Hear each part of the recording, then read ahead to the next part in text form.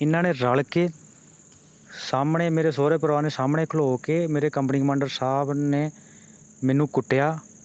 सामने मेरा पूरा सोहरा परिवार खड़ा सीगा, मेरी पत्नी भी खड़ी सीगी, सूबेदार सामने नाल सूबेदार बलजीत सिंह साहब भी खड़े सीगे। कंपनी कमांडर साहब ने मैनू कुटिया, लत्तां मारियां, मुक्के चपेड़ा मारियां और मेरी पग लाई गई।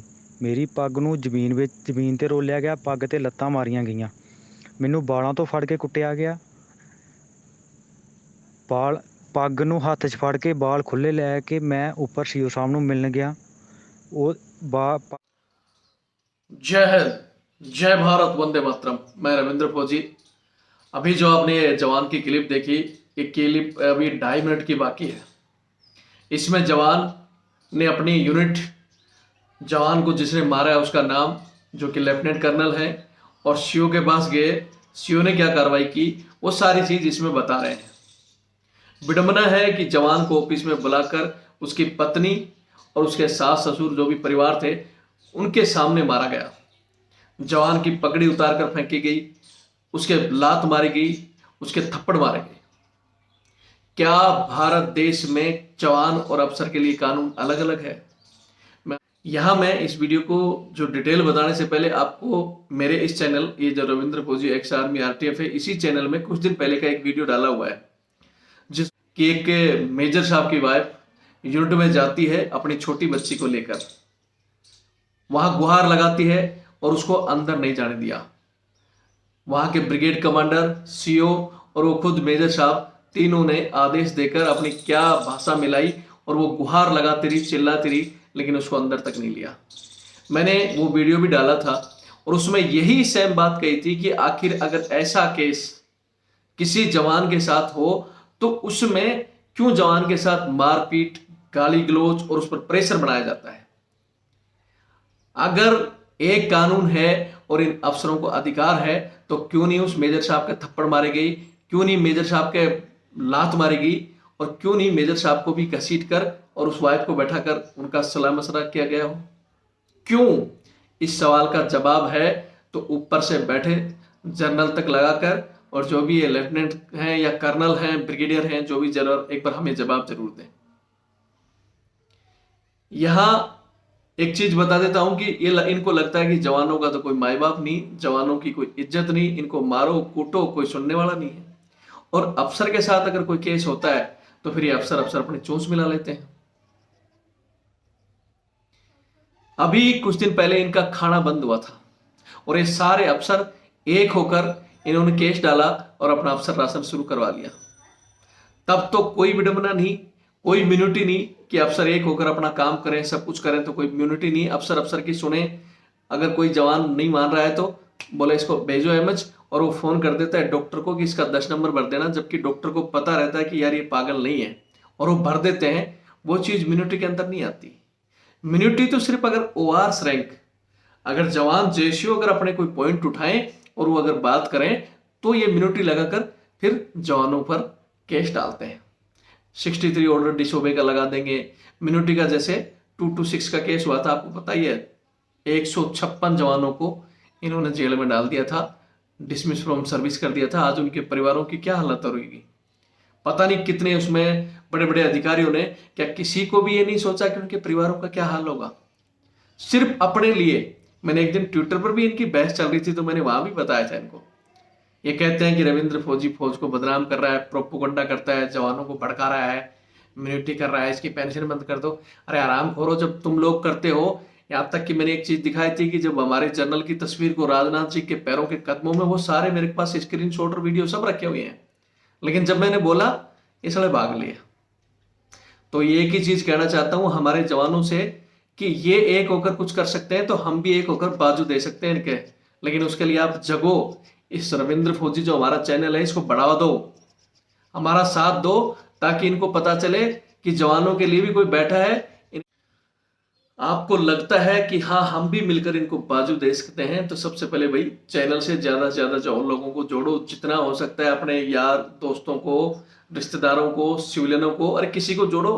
कम से कम वो हमारी, ठीक है वो हमारी सहायता नहीं करेंगे, कुछ नहीं करेंगे, लेकिन वो अगर वीडियो को देखकर शेयर करेंगे तो ये चीजें हाईलाइट तो होंगी। इसलिए कोई भी हो, दोस्त रिश्तेदार, ये आप लोगों को मना कर सकते हैं, आपके रिश्तेदार, दोस्त, वाइफ, बीवी, बच्चों, उनको तो मोबाइल जाकर चेक नहीं करेंगे। तो बढ़ाओ चैनल को, जैसे जैसे हम बढ़ेंगे ना वैसे वैसे इनकी हालतें खराब होंगी। उसके अलावा जब कभी सहयोग के लिए आपको लगता है कि भाई हाँ रविंद्र फौजी ने सहयोग मांगा, करना चाहिए, तो कर दिया करो।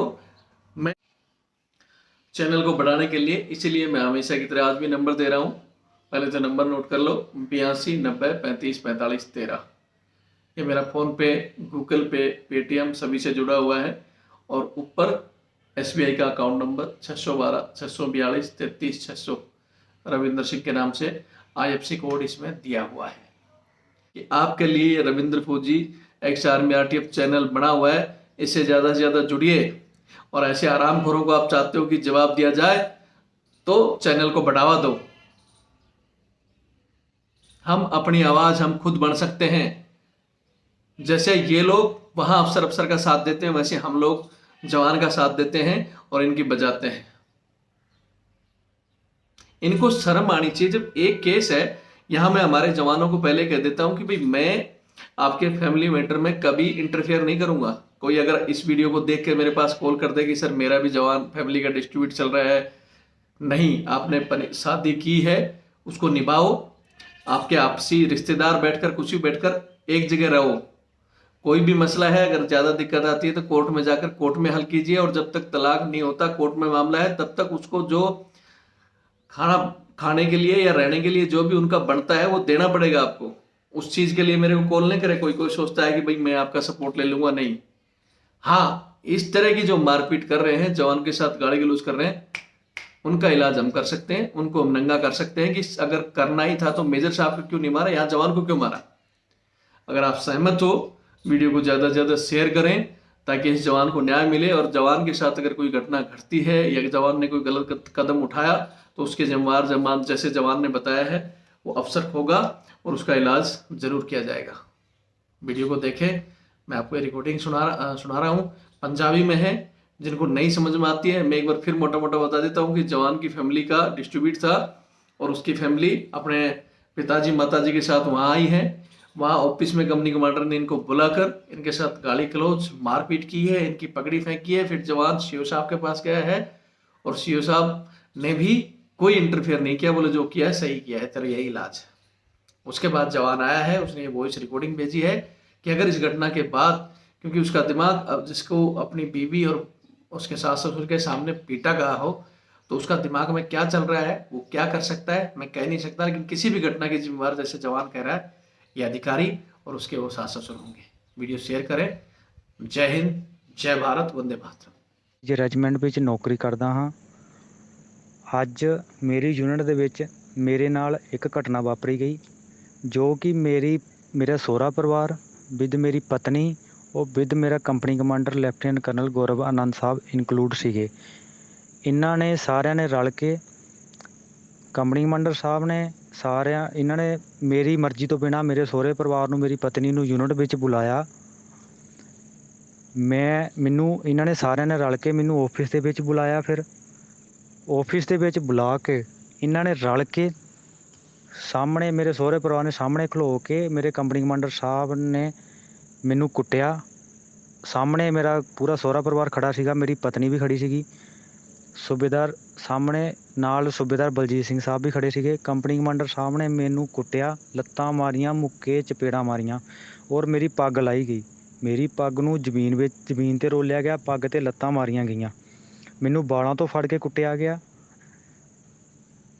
ਪੱਗ ਨੂੰ ਹੱਥ 'ਚ ਫੜ ਕੇ ਬਾਲ ਖੁੱਲ੍ਹੇ ਲੈ ਕੇ ਮੈਂ ਉੱਪਰ ਸੀਓ ਸਾਹਿਬ ਨੂੰ ਮਿਲਣ ਗਿਆ। ਉਹ ਪੱਗ ਹੱਥ ਫੜ ਕੇ ਬਾਲ ਖੁੱਲ੍ਹੇ, ਇਸ ਕੰਡੀਸ਼ਨ ਦੇ ਵਿੱਚ ਮੈਨੂੰ ਮੇਰੇ ਐਡਜੂਟੈਂਟ ਸਾਹਿਬ ਨੇ ਦੇਖਿਆ। ਫਿਰ ਮੈਂ ਉਸ ਤੋਂ ਬਾਅਦ ਸੀਓ ਸਾਹਿਬ ਨੂੰ ਮਿਲਿਆ, ਕਰਨਲ ਰਾਕੇਸ਼ ਸ਼ਰਮਾ ਸੀਓ ਸਾਹਿਬ ਮੇਰੇ। ਉਹਨਾਂ ਨੂੰ ਮੈਂ ਆਪਣੀ ਸਾਰੀ ਗੱਲ ਦੱਸੀ, ਜੋ ਇਹਨਾਂ ਨੇ ਮੈਨੂੰ ਮਾਰਿਆ, ਜਿਸ ਤਰੀਕੇ ਨਾਲ, ਉਹਨਾਂ ਨੂੰ ਮੈਂ ਸਾਰੀ ਗੱਲ ਦੱਸੀ। ਲੇਕਿਨ ਉਹਨਾਂ ਨੇ ਮੇਰੀ ਗੱਲ ਦਾ ਕੋਈ ਹੱਲ ਨਹੀਂ ਕੱਢਿਆ, ਉਸ ਗੱਲ ਨੂੰ ਉੱਥੇ ਹੀ ਦਬਾ ਦਿੱਤਾ ਗਿਆ। ਹੁਣ ਮੈਂ ਯੂਨਿਟ ਦੇ ਵਿੱਚ ਇਕੱਲਾ ਹਾਂ। ਮੈਨੂੰ ਅਗਰ ਕੁਛ ਹੋ ਜਾਂਦਾ, ਮੇਰਾ ਸਿਰ ਬਹੁਤ ਫਟ ਰਿਹਾ, ਮੈਨੂੰ ਚੱਕਰ ਵੀ ਬਹੁਤ ਆ ਰਹੇ, ਮੈਨੂੰ ਕੁਛ ਹੋ ਜਾਂਦਾ ਆ, ਇਸ ਦਾ ਨੁਕਸਾਨ, ਇਸ ਦਾ ਜ਼ਿੰਮੇਵਾਰ ਮੇਰਾ ਸਹੁਰਾ ਪਰਿਵਾਰ, ਮੇਰੀ ਪਤਨੀ, ਮੇਰਾ ਕੰਪਨੀ ਕਮਾਂਡਰ ਲੈਫਟੀਨੈਂਟ ਕਰਨਲ ਗੌਰਵ ਆਨੰਦ ਸਾਹਿਬ ਹੋਣਗੇ। इस रिकॉर्डिंग में इस बंदे ने अपनी यूनिट भी बताई हुई थी, मैंने उसको काट दिया है यूनिट को, सीओ का और उसका लेफ्टिनेंट कर्नल का नाम इन्होंने बता दिया है, एक सुखदार साहब का भी बताया है। यूनिट को सिर्फ मैंने इसलिए काटा है कि बहुत से कई बार ऐसा मामला आता है कि इन 2-4 बंदों की वजह से पूरी यूनिट जिनको खड़ा करने के लिए बहुत लोगों ने अपना बलिदान दिया है और उस यूनिट की बदनामी होती है। बहुत से लोगों ने जो एडवाइजर दी है कि सर यूनिट का नाम आप इस तरह मत लिया करो। हाँ, अगर इस बंदे के साथ कोई घटना घटती है या इसका फैसला नहीं होता है तो फिर मैं अगले वीडियो में इसकी यूनिट वगैरह पूरा के पूरा वो डाल दूंगा। ये इंजीनियर का मामला है, इतना मैं बता देता हूँ। और बाकी बहुत से लोगों के पास अगर ये रिकॉर्डिंग गई होगी तो उन्होंने उसका वो पूरी यूनिट भी सुन ली होगी, और जरूरत पड़ेगी तो वो मैं बता दी आपको, अगले वीडियो में इसकी सारी चीज़ें डाल दूंगा। जय हिंद, जय भारत, वंदे मातरम।